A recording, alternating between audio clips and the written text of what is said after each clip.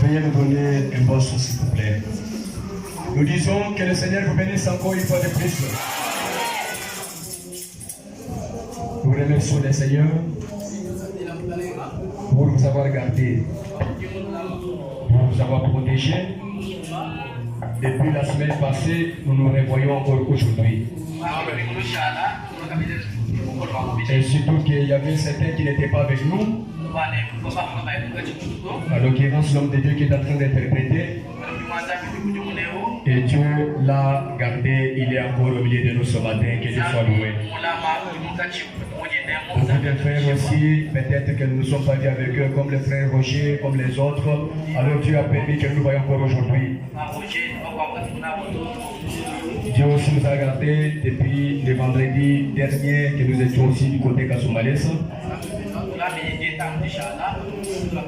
où nous étions allés dans une manifestation pour aussi apporter la parole. Alors Dieu nous a encore permis que nous puissions retourner dans ce tabernacle. Alors ce matin, nous lui disons grandement merci pour cela. Et nous disons aussi merci à notre pasteur pour nous avoir donné encore le privilège d'être derrière cette chaire. Bien que physiquement il n'est pas avec nous, mais spirituellement il est avec nous ici. Que Dieu bénisse aussi chacun de vous et nous vous saluons. Et tous les hommes de Dieu aussi, nous vous disons shalom. Nous allons mettre debout pour lire la parole. Nous allons ouvrir le Bible dans Genèse chapitre 1er. Nous lirons le 3e et le 4e verset. Nous lisons au nom de Jésus-Christ. Dieu dit que la lumière soit. Et la lumière fut. Dieu dit que la lumière était bonne. Et Dieu sépara la lumière d'avec les ténèbres. Veuillez vous asseoir. Nous n'avons pas un bon son, s'il vous plaît. Moïse, tu as toujours bien arrangé ces choses-là. Qu'est-ce qu'il ne va pas aujourd'hui? Cette lumière ici n'était pas le soleil que nous voyons et la lune. Le premier jour, Dieu n'avait pas créé le soleil et n'avait pas créé la lune. Les astres lumineux, Dieu les a créés le 4e jour. C'est que les astres lumineux, c'est qui donnent de la lumière. Mais le premier jour, cette lumière ici n'est pas le soleil que vous voyez. C'était la parole de Dieu qui sortait là. Que la lumière soit. Et la lumière fut. Dieu vit que la lumière était bonne. Et Dieu sépara la lumière d'avec les ténèbres. Je suis dans Zacharie 14. Verset 7. La Bible dit, ce sera un jour unique, connu de l'Éternel, et qui ne sera ni jour, ni nuit, mais vers le soir, la lumière paraîtra. C'est la même lumière là dont il est parlé dans Genèse chapitre 1er au verset 3. Alors que le jour qui n'est pas connu, mais un jour unique, connu uniquement de l'Éternel. Mais ce jour-là qui ne sera ni jour ni nuit, mais vers le soir, la lumière paraîtra. Nous sommes dans Matthieu 5. Verset 14 jusqu'au 16e. Vous êtes la lumière du monde. Vous ne pouvez pas dire amen. Vous êtes la lumière du monde. Une ville située sur une montagne qui peut être cachée. Et on n'allume pas une lampe pour la mettre sous les boissons, mais on la met sur les chandeliers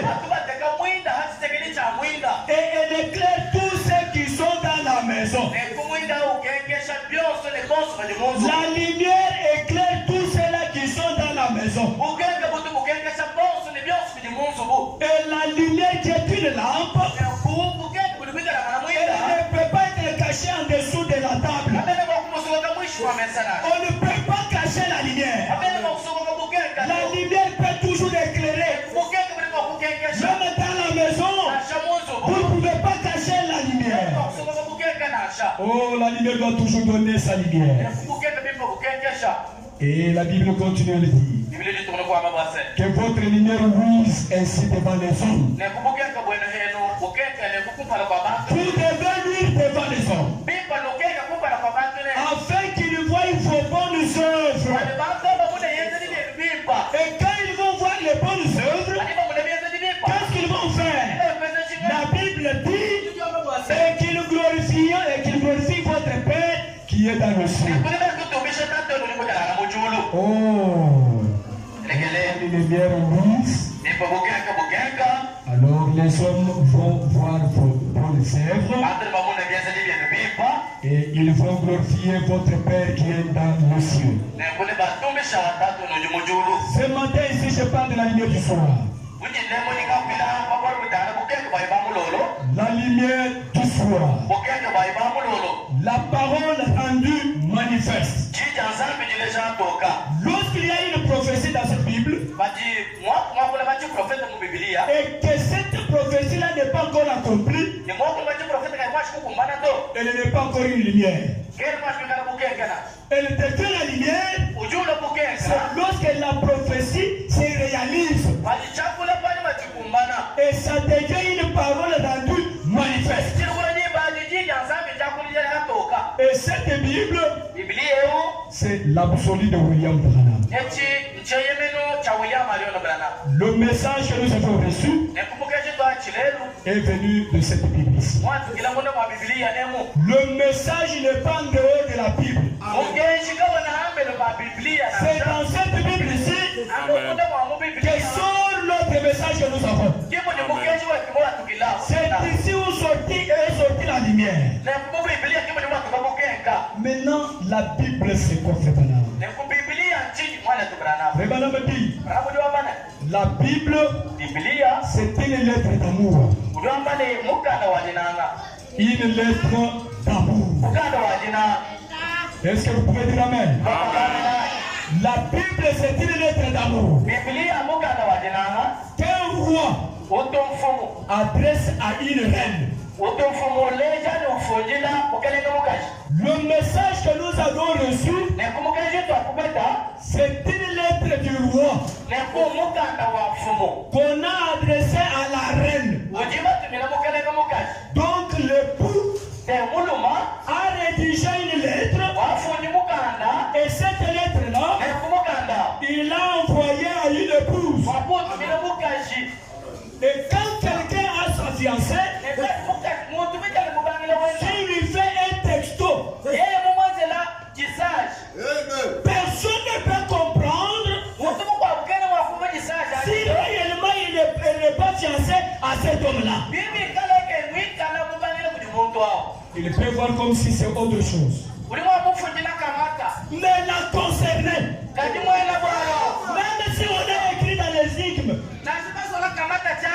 elle connaît ce que son fiancé a écrit. Mais une autre femme peut voir les regards de lui. Non, mais ça c'est quoi ça? Qu'est-ce que tu veux dire?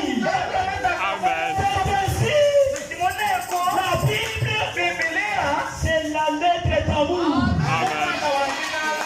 Le message, c'est la lettre d'amour. Oh, regardez ceci. Sire, écoutez-les. Écoutez-les. Vous allez m'excuser, je n'ai pas inscrit la date, s'il vous plaît, vous qui lisez là-bas.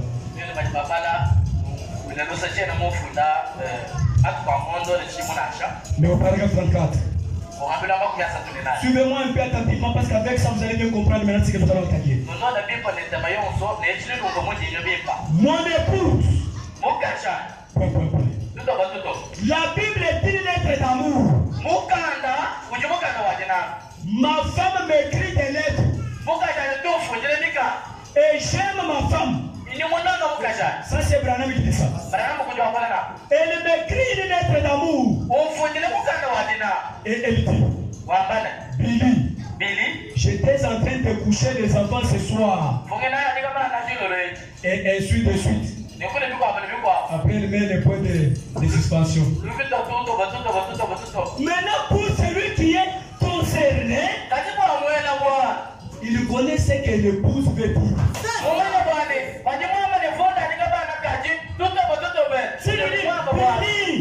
Billy, j'étais en train de coucher les enfants ce soir. Oui, Billy n'est pas avec Meda. Billy est quelque part en train de donner l'évangile. Alors que Meda est de ce côté. Elle écrit une lettre. Elle envoie William Branham. Que ce soir, je suis en train de coucher les enfants. Le Branham dit ceci. Je vois ce qui est écrit sur papier. Mais je l'aime. Elle m'aime. Et il y a un lien tel que je peux lire entre les lignes.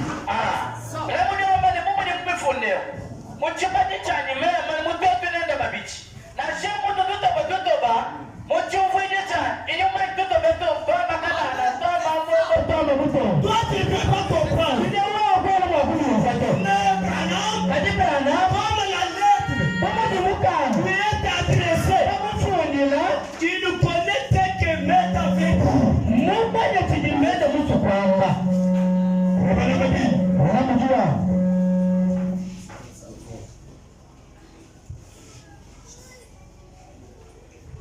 Il dit,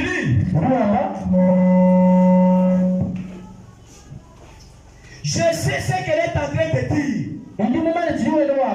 Car c'est une affaire d'amour. Et les grandes personnes sont en train de comprendre ce que c'est là-bas. Quand on t'écrit, toi tu es en voyage. Ta femme t'écrit que je suis en train de coucher les enfants au lit. Elle met les points de suspension. Elle t'envoie une lettre. Peut-être quelqu'un qui peut partir avec cette lettre ne saura pas ce qui est dit. Qu'est-ce qu'il a dit ici? Ça c'est de rien. Mais quand il reçoit la lettre, il va dire entre les lignes. Et il va comprendre ce qui est dit. Il dirait que c'est une lettre d'amour. Il dit, nous nous aimons tellement que nous pouvons lire entre les lignes. Oh, je suis si heureux que Christ. Et il dit, Père, je te remercie de ce que tu as caché ceci aux sages et aux intelligents. Cette Bible s'est cachée aux sages et aux intelligents. Le message quand il est venu, c'est caché aux sages et aux intelligents. Et que tu as révélé cela aux enfants qui veulent apprendre. Ceux qui têtent leur mère. El Shaddai, le Dieu qui rajeunit. Ceux qui fêtent leur mère de la parole. Nous n'avons pas une bonne chose, s'il vous plaît. Essayez un peu de remonter pour du peu. Écoutez, première ministre, c'est une lettre d'amour. Vous lisez entre les lignes. C'est là que vous découvrez cela. Ce n'est pas une loi. Ce n'est pas les sondages. C'est un amour d'un bienveillant Père Céleste qui nous aime. Et quand Dieu nous aime, il nous a envoyé une lettre. Et cette lettre-là, ceux qui peuvent la comprendre, ce sont les gens qui sont concernés par cette lettre-là.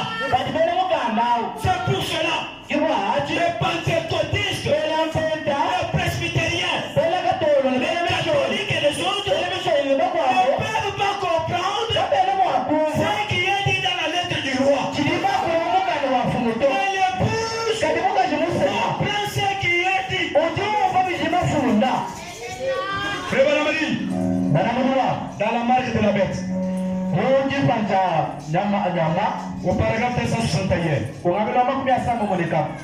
Je voudrais que nous puissions prêcher tous ensemble. Ça ne vient pas de vous. C'est lui qui l'a fait.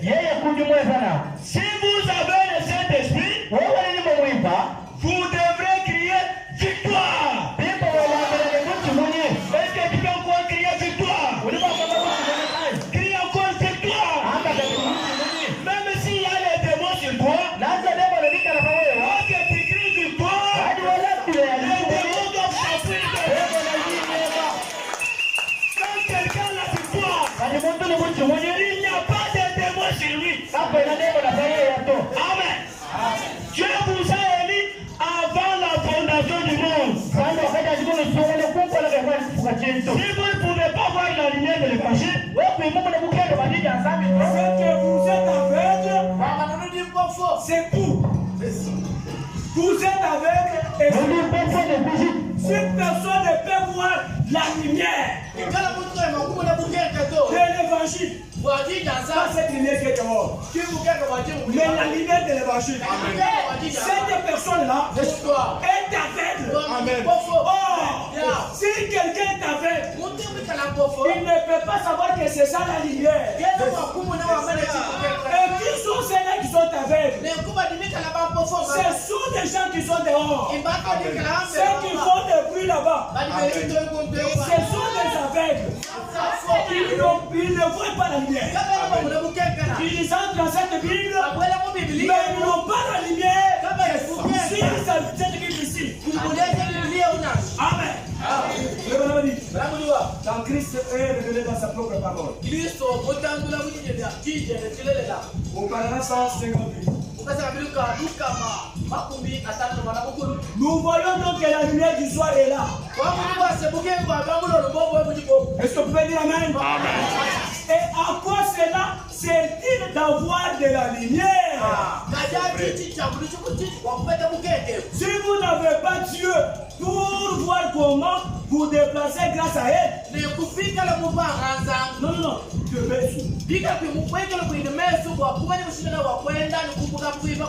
La lumière du soir.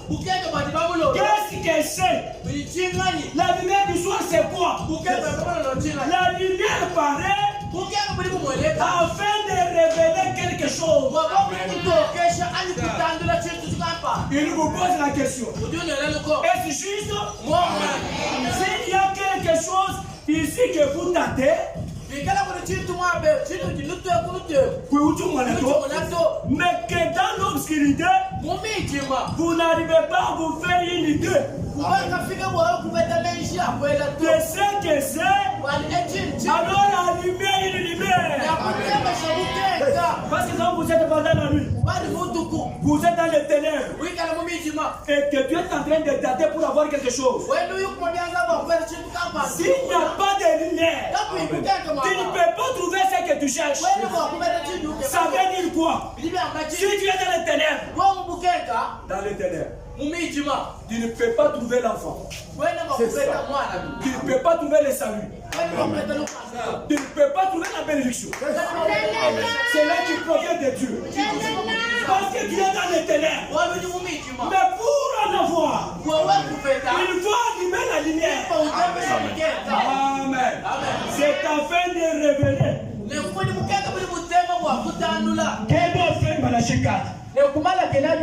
Voyez-vous, la même chose. Quel devait produire l'ouverture de cette source? Qu'en est-il de toutes ces dénominations qui avancent à pas mal assurés? Parce que les dénominations que vous voyez, ce sont des aveugles. Ils n'ont pas la lumière. Ils ne connaissent pas les Écritures. Ils peuvent lire les Écritures, mais ils ne comprennent pas ce qui est dit dans les Écritures. Mais nous avons même les gens qui ont déjà croisé la lumière et qui sont en train d'écouter même les prédications des dénominationnels. Même dans leur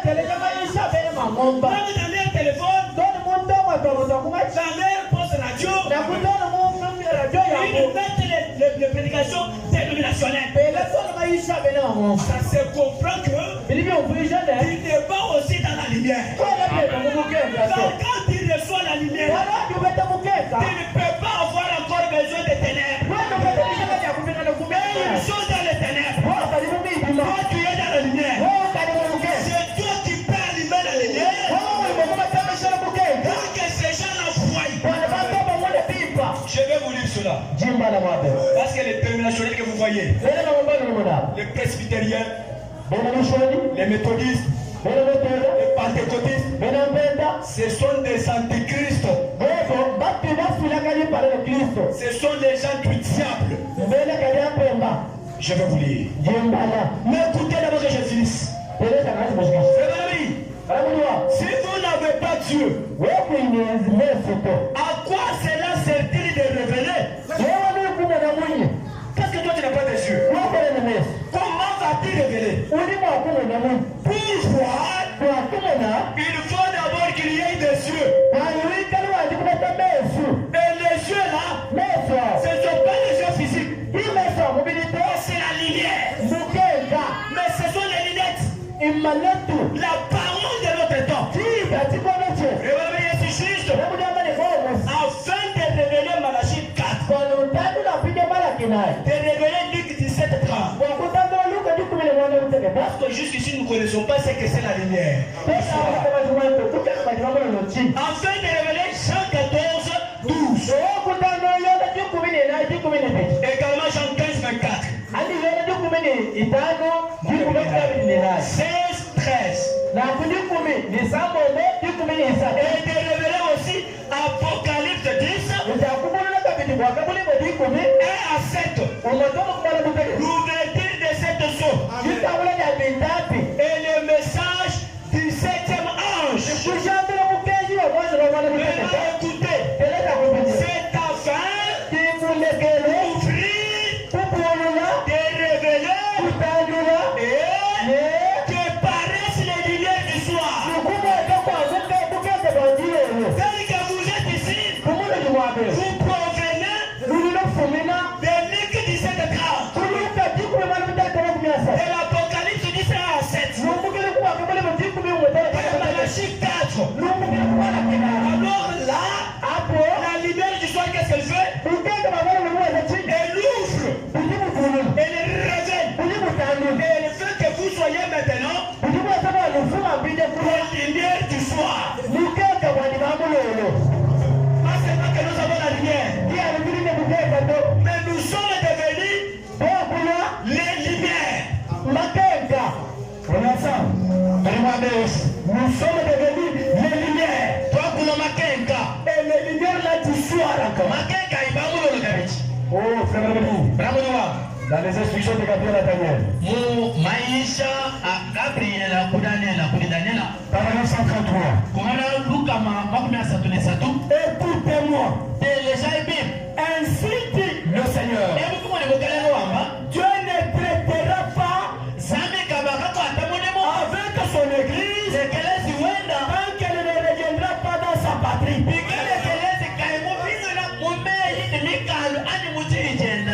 Quand l'église ne revient pas dans sa patrie, Dieu ne peut pas traiter avec cette église-là. Quelle est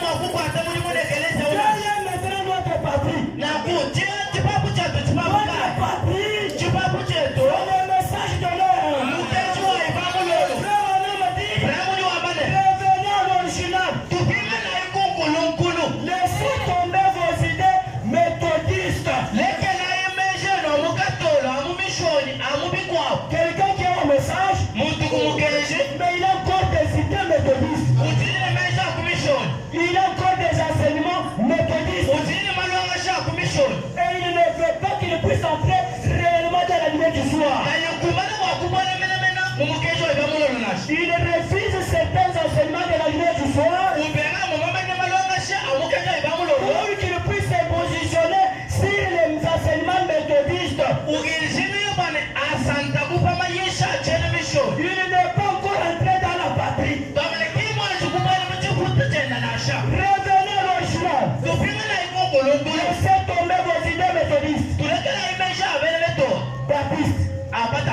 presbytériennes, des pentecôtistes, des assemblées, des unitaires, des trinitaires, de la quintuplité. Donc, et quoi encore? L'église de Dieu, les Nazariens, les pèlerins de la sainteté, l'église de Christ, tous des mouvements, tous des mouvements antichrist. Et on est ensemble. Ce sont des antichrists. Quand toi tu aimes ce qu'ils font là-bas, donc tu n'as pas encore reçu la lumière du soir.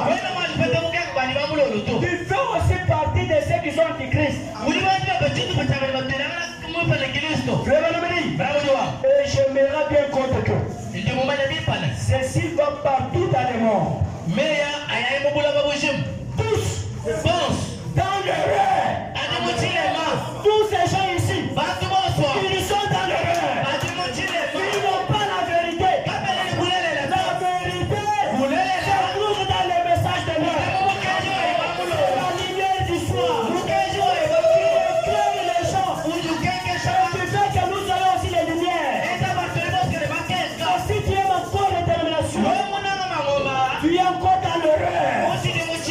Le frère me dit, tous du diable. Amen. Tous du diable. Oui, mon âme, je vais répéter maintenant. Ces assemblées-là qui créent, qui se créent partout. Tous sont dans l'erreur. Tous du diable. Je vous trouverai un frère. Il ne peut même pas écouter la parole que son pasteur prêche. Il n'a pas ça dans son téléphone. Mais il a une prédication. Peut-être de Kabal Mukola. Et il prend cette parole-là. Il commence même à lancer dans le groupe. Il est en train d'écouter ça dans sa maison. Tu es encore dans l'erreur. Tu es encore du diable. Le Saint-Christ. Et Branham, ce n'est pas moi. Est-ce que c'est moi? Qui a dit ça? Frère Branham dit, oh là là, il y a des hommes saints. Dans chacun d'eux, il y a des gens saints. Dans chacun de ces mouvements. Mais l'organisation est la même. Mais pas de Dieu. Et Dieu ne bénira jamais. Dieu ne le bénira jamais. Il ne l'a jamais fait. Qui dit ça? C'est le prophète. Le Branham dit, au paragraphe 134, je demande à tout historien. Peut-être il y a beaucoup d'historiens ici. Vraiment me dit, je demande à tout historien, vous qui entendrez cette bande, de m'écrire pour me citer une seule fois. Où l'église s'est organisée, où l'église s'est organisée, et où Dieu ne l'est pas mise au encart pour ne jamais traiter avec elle.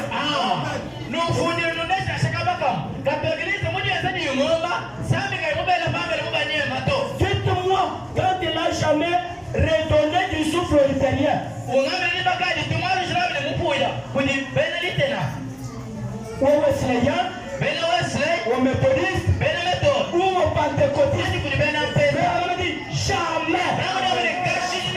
L'organisation est restée là, à se corrompre et à pourrir. Il mange de la pourriture. Nous mangeons de la viande fraîche. Là où s'assemble le corps, s'assembleront les êtres. Les êtres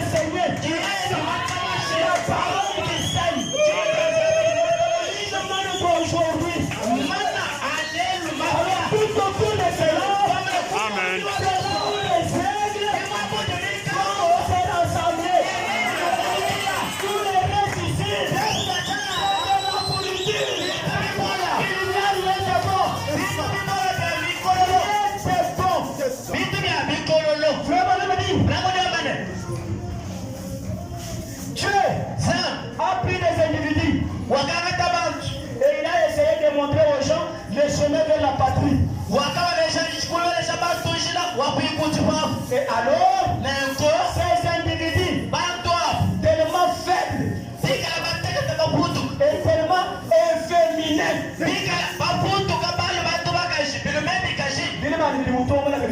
Amen. Amen. Amen. Mais ma dès qu'ils ont organisé une autre organisation, c'est qui a donné un fils de l'enfer. 2 fois plus qu'au départ. Mais quelque part, assurément, Jéhovah a un homme sur lequel il peut mettre la main. Il ne fera aucun compromis avec ces organisations qui ramènera les gens au rocher. Et nous avons les rochers aujourd'hui. Les rochers qui ont été frappés dans le désert. Ces rochers-là étaient en train de suivre les enfants d'Israël. Quand ils avaient besoin de quelque chose, ils parlaient au rocher. Le rocher, l'eau de saison. L'eau, c'est la parole. L'eau, c'est la parole. L'eau, c'est la parole. Le rocher, c'est Jésus-Christ de lui-même. Qui ramènera les gens au rocher. C'est que tu as besoin. Tu les cherches au rocher. Prends le message. Le message, c'est le rocher. C'est la lumière du soir. C'est que tu as besoin. Tu trouves dans le message. Tu n'es pas venu accompagner quelqu'un ici. Tu n'accompagnes personne. Tu es venu devant le rocher. C'est que tu as besoin. Tu le trouves au rocher. Le rocher, c'est la parole. La parole est fraîche. L'autre jour, Jésus-Christ, il est ramené là à la Pentecôte originale. Et au Saint-Esprit originel. Ils n'ont pas ça. Nous avons le Saint-Esprit originel. Quand il y a le Saint-Esprit originel, ça signifie qu'il y a un Saint-Esprit fabriqué. Il se fabrique le Saint-Esprit.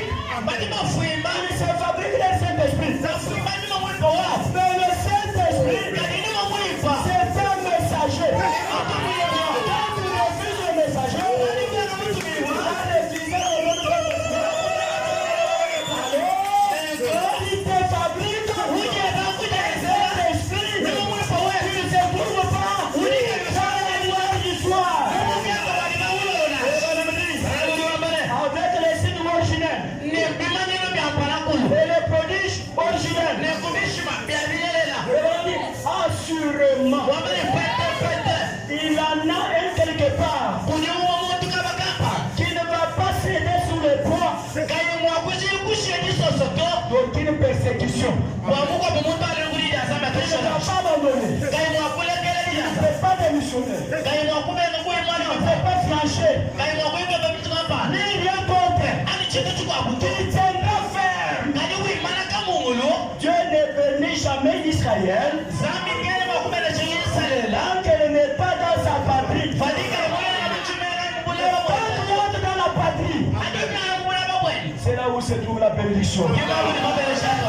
C'est là où il y a une fleur qui fleurit. Et cette fleur-là, c'est le Seigneur Jésus-Christ. La fleur bénit les gens. La fleur donne le salut. La fleur donne les enfants. La fleur donne les richesses. La raison pour laquelle les gens ne bénéficient pas de cette fleur, parce qu'ils ne sont pas entrés dans la lumière du soir. Ils ont encore décidé pentecôtistes. Quand Branham dit quelque chose,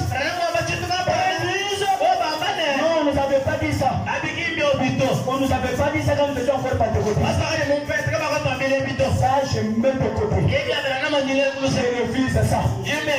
Avec une telle personne, il n'est pas encore entré dans la lumière. Devant elle, il y a encore trop de ténèbres. Dieu ne vous bénira jamais comme méthodiste. D'ailleurs, la grande bénédiction que Dieu donne à son fils, à sa fille, c'est le Saint-Esprit dans l'âme. Et quand tu as le Saint-Esprit, il est béni. Il est dans ta patrie. Tu peux maintenant te réjouir de miel, Dieu qui se trouve dans la patrie. C'est pour cela que vous voyez, dans le message du temps de la fin, il y a toujours le bruit. Quand on prêche, il y a le bruit. On prêche, il y a le bruit. Nous allons connaître aujourd'hui pourquoi la raison de ce bruit-là. Pourquoi quand on prêche, les gens sont en train de faire le bruit. Pourquoi qu'est-ce qui le pousse à faire des amens, des alléluia, qu'est-ce qui les pousse à faire cela? On termine d'abord avec ça. Frère, Dieu ne bénira jamais comme méthodiste, baptiste, presbytérien, catholique ou comme pèlerin de la sainteté, nazarien, de l'église de Christ ou d'une organisation pentecôtiste. Si cette fois-là, il ne vous bénira jamais. Revenez à la patrie. Au commencement, revenez à l'expérience de Pentecôte. Tel que s'est produit le jour de la Pentecôte. Quand la puissance du Dieu vivant a transformé ces milliers de gens. Mais dans ce mouvement-là, commençant même avec les pasteurs, les apôtres, les gens qui sont titrés, ils ne sont pas encore transformés.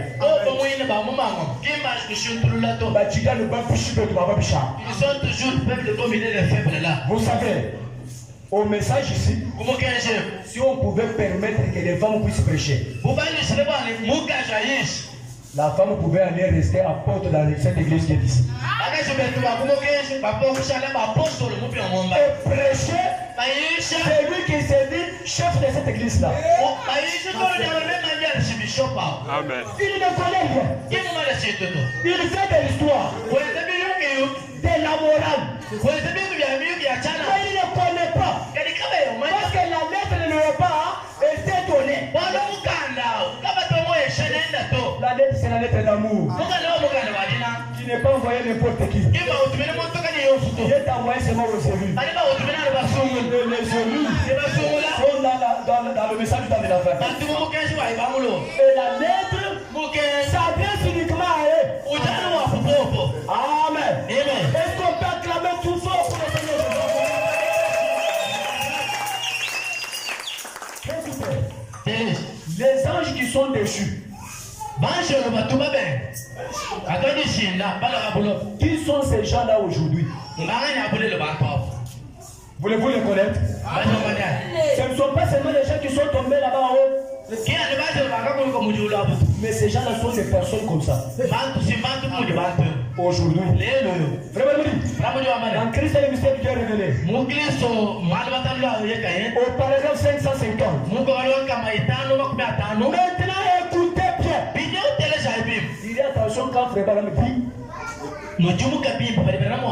remarquez, écoutez bien, écoutez ceci. Quand il vous dit ça, c'est quelque chose qui attire l'attention.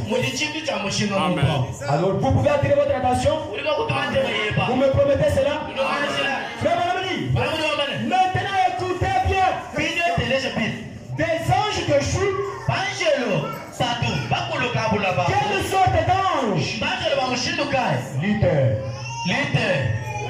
Donc tous ceux qui sont dans l'église luthérienne, ce sont des anges déchus. Wesley, catholique, pentecôtiste, qui n'ont pas gardé la dignité de leur rang, comme les anges l'avaient fait, et qui ont sombré dans l'organisation. Comme celle du repère principal de Lucifer.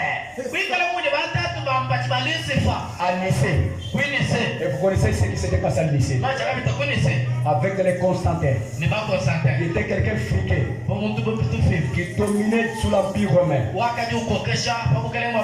Et qui a dit à l'État que nous pouvons maintenant fraterniser ensemble. Et la politique, et l'État, et l'Église. Il a financé beaucoup d'argent. Alors ils ont falsifié des choses. Et ils ont commencé à faire les choses comme leur bon leur semble. Avec l'église catholique. Et vous savez, l'église catholique, elle domine sur le pouvoir que vous voyez ici. Quand vous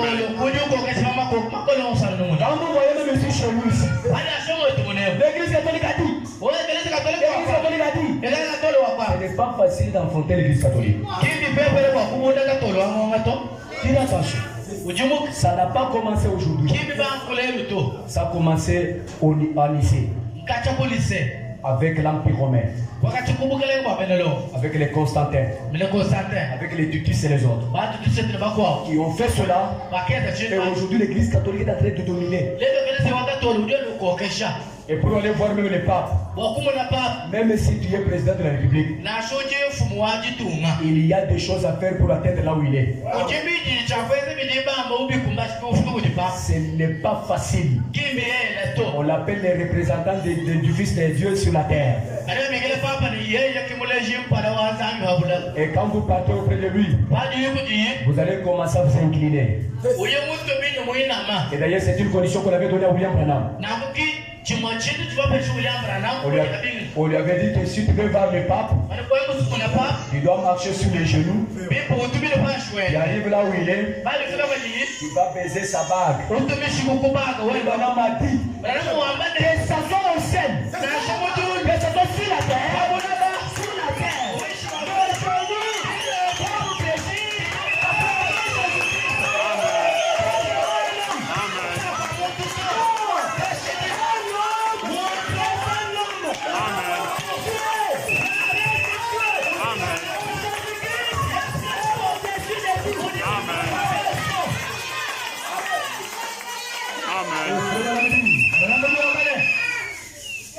Et qu'est-ce qu'ils ont fait? Ils ont organisé une grande association écuménique des ministres afin de faire une image à la bête. Comme la Bible le dit. Et ils sont en train de bâtir une économie chrétienne qui fermera les portes de cette église ici. Et ça a déjà commencé. Les 20 ici, du mois que nous avons appris, on va fermer les églises, beaucoup d'églises du message. Elles sont visées. Elles sont visées pour être fermées. Pour que tu sois avec une église ouverte comme ça, il faut que tu aies le diplôme de la théologie. Si tu n'as pas étudié la théologie, tu ne peux pas avoir le diplôme de la théologie. Et on ne va pas te livrer la carte de culte. Et si tu n'as pas de carte de culte, tu ne peux pas ouvrir le porte comme nous les ouvrons. Alors on va commencer à fermer les églises. On a déjà donné un délai. Jusque le 20 de ce mois ici. On va commencer maintenant à fermer les églises. Et surtout les gens qui sont visés, ce sont les gens du message. On connaît qu'ils ont têtu. et n'aime pas que ça prenne la théologie. Si Pape appelait les autres organisations, toutes les organisations vont partir. Même les musulmans vont partir. Et d'ailleurs récemment ils ont fait cela. Mais l'église du message, on ne peut pas laisser fraterniser avec eux. Mais à l'œil nu, ça se semble bien. Ça se voit que c'est très bien fait. Mais cela ne se fera jamais dans les églises du message. Alors frère, me dit, comme la Bible le dit, et nous sommes en train de bâtir une économie chrétienne qui fermerait les portes de cette église ici. Et d'autres comme celui-ci. Donc le tabernacle. Vous voyez Lucifer à l'œuvre. Et les autres ici vont accepter. Ils n'ont pas la lumière. Tout ce qu'on peut dire, ils vont accepter. Mais celui qui a la lumière, tout ce qu'on dit, il regarde d'abord la lumière. Qu'est-ce que la lumière dit? Ici la lumière dit quoi? Si la lumière ne m'a pas permis, je ne le ferai pas. Mais si la lumière me permet, je le ferai. Mais vous savez, nous avons même des infiltrés dans le message. Nous avons des infiltrés qui acceptent aussi quoi que ce soit pour le gagne-pain. Tu vas voir, je vais laisser une grande église comme ça. Et que je manque maintenant à toucher l'argent. Et surtout celui qui a un grand balcon, peut-être 4 niveaux, 3 niveaux, 2 niveaux. Quelqu'un qui a par exemple 3000, 2000, 10 000 personnes. S'il n'est pas dans la lumière du soir, il finira toujours par comprendre et accepter cela. Et nous avons beaucoup de ces filtrés. Frère Banamedi, quelle est cette attraction sur la montagne? Nous devons maintenant comprendre pourquoi nous avons tous ces bruits ici. 147. Les gens nous ont toujours demandé pourquoi dans le message, quand on prêche, les gens font beaucoup de bruit. Vraiment, tout ce qui cela ne mourra jamais. Cela se déroule dans un mouvement continu. Depuis l'événement lui-même jusqu'à la photo. Va celui-ci. Jusqu'à la photo. Vraiment, Jésus qui se tient là à nous regarder. Et maintenant, précisément sur le mot 107. Et la lumière du coucher du soleil, la lumière du soir est venue. Dieu qui se confirme lui-même. Dieu qui se confirme lui-même. Qu'est-ce que c'est? Les faits sont là. Les faits sont là. Dieu, pas Kapia. Déjà dit que c'est du haut. Les faits sont là. Voilà. Dieu et Christ sont un. Nous avons reçu une présence que les gens de l'Ancien Testament n'ont pas reçu. Nous avons reçu Dieu lui-même. Christ aussi. Dieu et Christ sont un.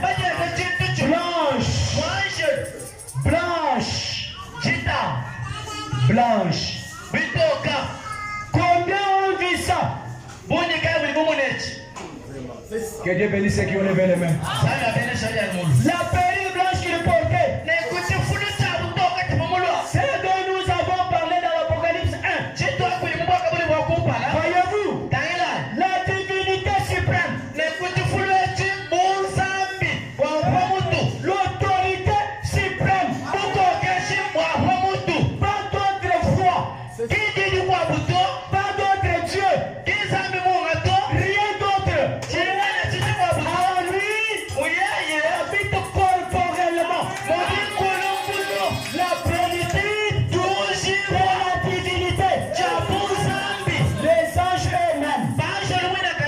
Les anges eux-mêmes. Les anges eux-mêmes.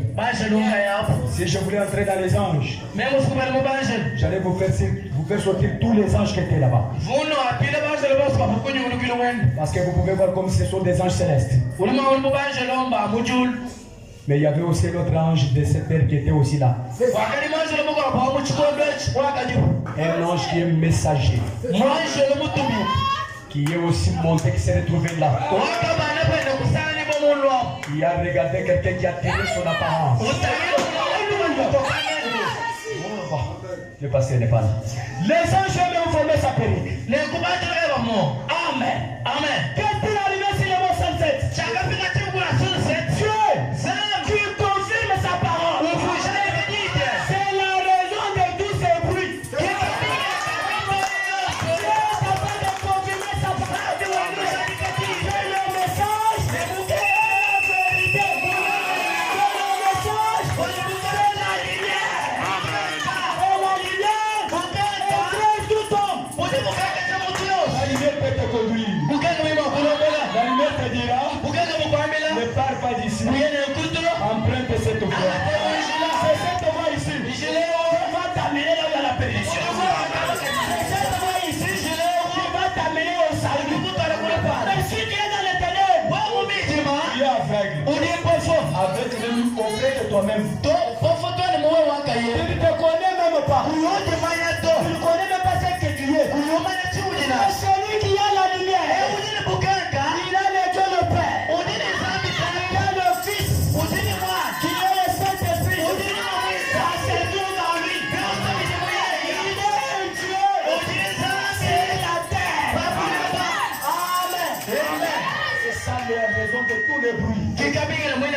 Parce que Dieu a confirmé la parole aujourd'hui. C'est la raison de tous ces bruits. Remarquez, c'est Dieu qui accomplit de nouveau sa parole promise d'Apocalypse. Si toi tu peux refuser l'Apocalypse 10, 1 à 7, tu es encore dans les ténèbres. Le conjoint de la proclamation du message du 7e ange, le mystère de Dieu, le mystère, le sera amené à terme. Le mystère caché d'Apocalypse 10 à 7. Le dernier âge. Luc 17:30. Le jour où le Fils de l'homme se révélera. Je vais poser la question. Si le soleil se lève et que nous avons un arbre ici, les rayons du soleil vont frapper les racines. Est-ce que vont, je pose la question, vont frapper les racines, vont frapper les troncs, les branches qui sont encore au début ici, ou bien les branches qui sont au sommet. Et quand vous remarquez là-bas, quel est le fruit qui mûrit en premier? C'est vrai. Est-ce que vous me comprenez? Quel est le fruit qui mûrit le premier? Nous sommes au temps de la récolte. Amen. Nous sommes arrivés à la maturité. Oh là là là là. La restauration de l'arbre épouse. Au paragraphe 484. Où les fruits poussent-ils?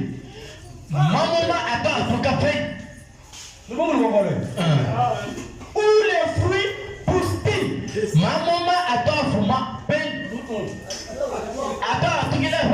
Cela ne commence pas ici en bas. Cela commence au sommet. Où est-ce que le soleil touche l'arbre en premier?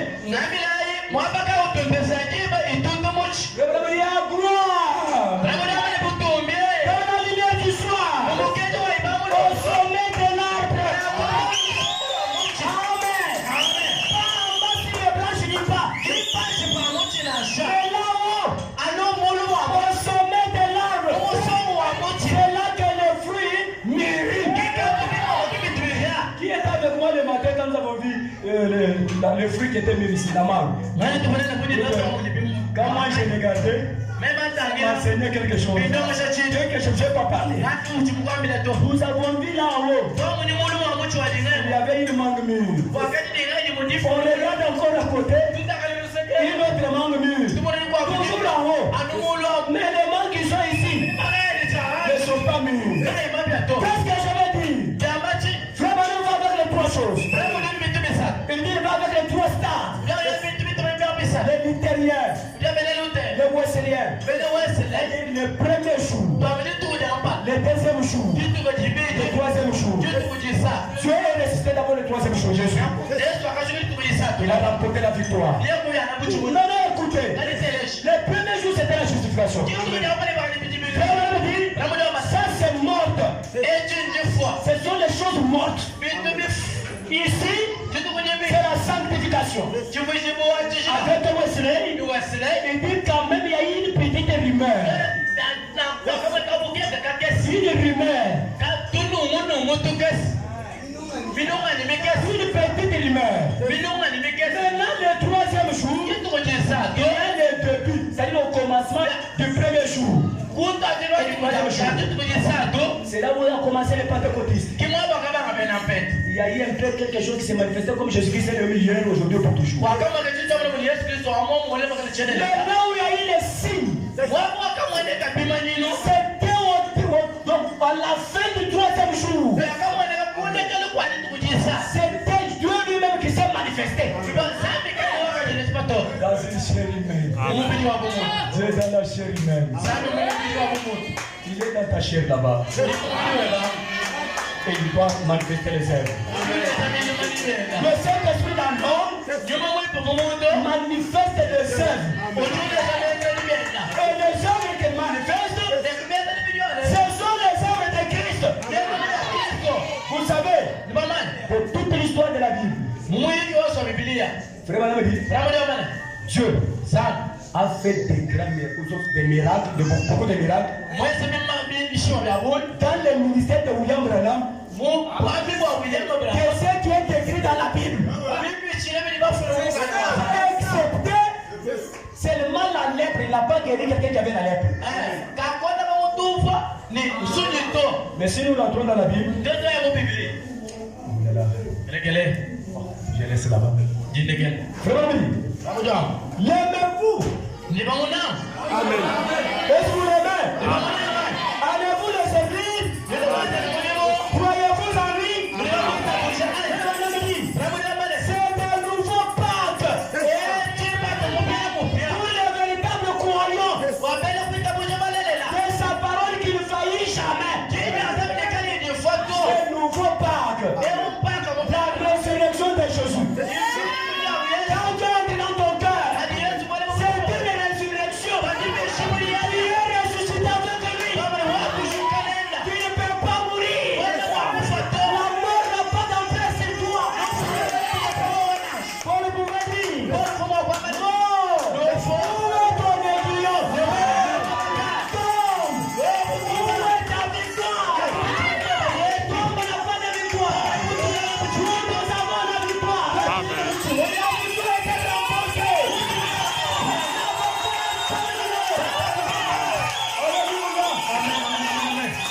On n'a pas encore à se fracasser. La souffrance finit au calvaire. La paix finit au calvaire. La sérénité finit au calvaire. Mes frères et sœurs, même si tu as arrêté de mettre au monde, Dieu est capable de restaurer.